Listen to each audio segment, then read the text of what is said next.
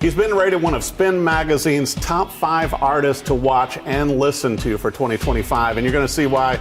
I've got the one and only Tyler Boone on the show, singer, songwriter, guitarist. Good to have you on. Thanks for having me, man. I'll tell you what, I really enjoyed this. I told you last night as I was doing all the prep to have you on the show, listening to your back catalog. Cool. You know, you've got so many great songs on there, and you got a lot of listenership also. Well, thanks, yeah. You're kind of a thing. Yeah, well, I've been doing it since I was 18, but been putting out music since 2012. Yeah. So. Well, you know, and I want to talk about also your new single that just released, you know, in June, and you're going to have like 2 more singles this year coming out. Yep. Mm-hmm. Yeah. And so let's talk about this latest single, the bluesy sound you got. You put the hurt on me. Yeah, Put the Hurt on Me. Yeah, so that's a song that I randomly wouldn't record. My friend Tress Sasser, he just goes, "Hey, let's go do a song." He recorded this band that I work with a little bit called Piper and the Hard Times. Yeah. Great blues band. And so I was like, "Yeah, let's go do it." And so we did it, and I had my buddy Will Moore on bass. Now, didn't you work with Peter Keys from Lynyrd Skynyrd with this also? Yeah, that's like a kind of a known name. That's the second song. The first song we did was "Wicked Girl." Yes. And then we had him on there, and so we had great song. We had Peter on this one as well, and it's actually kind of the most. Not the most different song I've done, but I usually do blues stuff. Right. This has more like kind of chords going on, and I never do that. And so, I mean, we've been talking about guitars this whole morning. You know, like a GCD type thing. Right. I never do that. Yeah. And so we decided to do that because it's Nashville.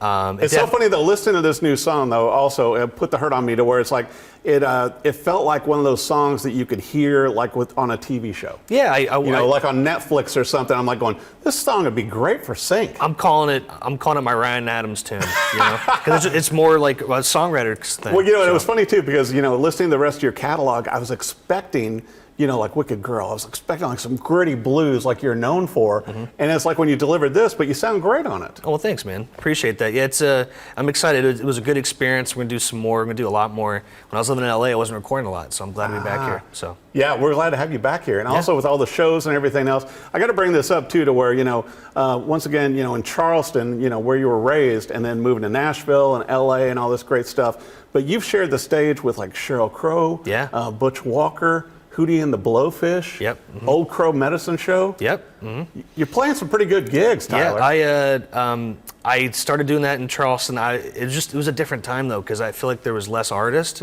So I'm not saying I deserved it. I was kind of around, and I would get it a lot, and it was just a super thankful. This guy Marshall Lowe, he was my mentor growing up. Yeah. He ran this place called the Music Farm. They would put on all the big shows, and the big one we used to put on all the time in Charleston, which is not around anymore.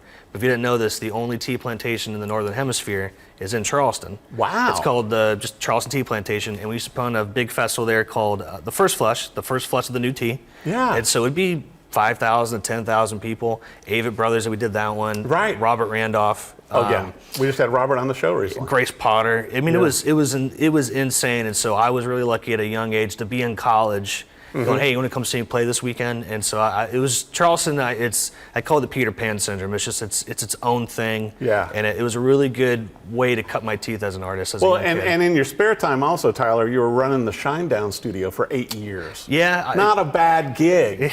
Yeah. You know? Well, that's awesome you say that. I helped book it. I wouldn't say I ran it, but semantics. Yeah, but it was great. Eric Bass, the Shinedown, he was first the writer, then the producer. Now he's been in the band forever. And buddy Eric Rickard, who also plays in my band, he's a drummer. It was great, man. It was cool to be watching how a record was actually made, because now everyone does it on a laptop, and it was a real studio. Tons of amps, tons of guitars. So awesome. It was very cool. You and I are both kind of into that. And you're total endorsed nerd. by, you know, Taylor guitars and Rev amplifiers. Yeah. Magnetone amplifiers, Orange I mean, you have like all the amplifiers. Yeah. There can be none more. Yeah.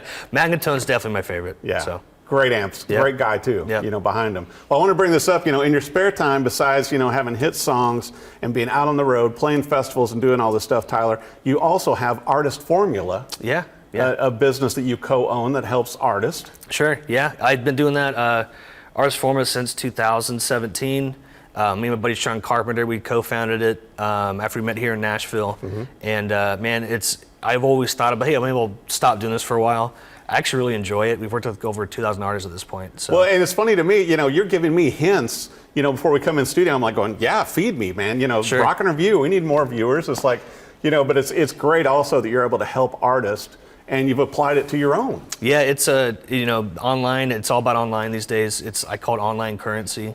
Yeah. Although it's nice when Spin Magazine recognizes you too. Yeah, that was pretty cool. I mean, you've also been recognized by American Songwriter and some other outlets. Yeah, sure. I mean, but it's what Artist Forum it's all kind of about is building your online presence and. People still do buy actual magazines, but like the Spin Mag and it's all online digital stuff. And we still call it a magazine, but it's all digital. Sure, but I'm just saying I think that's super important. Where maybe some people think there is no value to it. I think there is. It's definitely on the surface level. If you look up Eric Dahl, oh man, he was in Forbes. Like it makes you really go, okay, I'm going to check out this person. Well, and also it shows, like I went back and read a lot of the past articles you've done over the years, and I got to learn more about you. And also, I got to bring this up to where with Homegrown, you have your own bourbon and beer. I do, yeah. I've been doing that for 7 years. It's like you do everything, Tyler. Well, dude, I couldn't get a job, so. But also, you got a great name that works for everything. Yeah, everyone thinks I play country music, funny enough, because Tyler Boone sounds pretty country. And you're a total blues guy. Yeah, totally. Oh, dude, guitar all day. But when I first moved back here, everyone's like, Tyler's a country singer-songwriter. I'm like, okay, now I know you didn't listen to my music, so I don't play any country. Or see the SG that you used. Oh man, I love that guitar. I did a show with Victor Wooten. Yeah. And I knew you had done some stuff with the Wooten brothers. Yeah, and I literally was like, man, I think I could afford it because I want to look really cool. And it's a Koa, so it's beautiful. I saw pictures. Yeah, it's insane. That is an amazing guitar. Well, and you've got all this great stuff going. We were talking about the new songs, 2 more songs releasing this year. Sure. And then you're going to do a full album for next year also. Yeah, I mean, it's all in the can. But I think it's smarter these days to waterfall release it, or for online. It keeps, if you just drop it in one day, it's all out. So it's another 7 songs. We'll probably put out 2 more this year. That's When You Call Me. A song I did a long time ago. We re-recorded it, and then we're gonna do an Elvis cover. I Can't Help Falling in Love with You. Oh my gosh, what a great song. I want to make sure too, though, Tyler, because I'm a little bit concerned. You're not steering too far away from the blues, are you? Because that's kind of our pocket. No, it is, and that's my favorite thing. Now, you know what, man? If you love the blues and you are a blues player, you cannot not do it. Right. Well, and you're such a great guitarist. Well, thanks, man. But also with with your vocals and the lyrics and everything with the songs you're doing, you've got like the full package, like a trifecta with this. Well, thanks. We were talking about Joe Bonamassa earlier. I've always heard him in his interviews say, like, thank God I can sing now. Like, you just kind of, I think if you want to keep doing music and you are playing blues, you realize, well, I got to start singing if I want to be, an artist. And so I was never a good singer. And then I used to Can't tell it now. Well, thanks, man. I used to do 7 cover gigs a week in Charleston, and just my chops got up. So, and that's when I was in college and I was a kid, and I was like, oh, I can kind of do this now. So. Well, but also, Tyler, I got to brag on you, because if you can make it in LA and you can make it in Nashville, it's like that. I think that says a lot about your musical muscles. Well, thanks, man. I mean, when I played the Troubadour in LA, I totally lied, and I go, hey, I can sell 350 tickets. And me and my friends just went hard promoting it, and there was like over 300 people there. But you played the Troubadour. Oh, it was insane. That was I think I couldn't get up for 2 days after that. But also all the other festivals and songwriter fests and everything else you've played. It's like I think it's it would be a shame if you ever stopped making music. Besides the other great businesses you have going. Sure. Well, I think everybody that's a musician too, you get really excited and you want to keep going as fast as you can. You got to make sure to also enjoy life, right? Because you can get burned out. Yeah. That's why you got a lot of things going. Yeah, because every day you can do something different. If you're always like music, and the world's an expensive place, you want to make sure you can provide if you have a family or whatever it is. So you just if you need one more guitar, like an SG.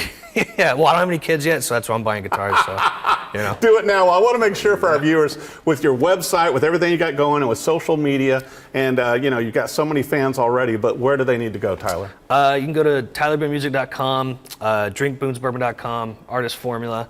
Just type in Tyler Boone. It's pretty easy. So yeah, and I'll tell you what, and be sure and check out his Spotify list also. Listen to the back catalog. Besides the new song, which you're going to love, Put the Hurt on Me. It's like a great song. More songs coming. And go see Tyler Boone play live with his band. He's an incredible artist, and you're going to love his music as much as I do. Thanks for coming on the show. Thank you, Eric.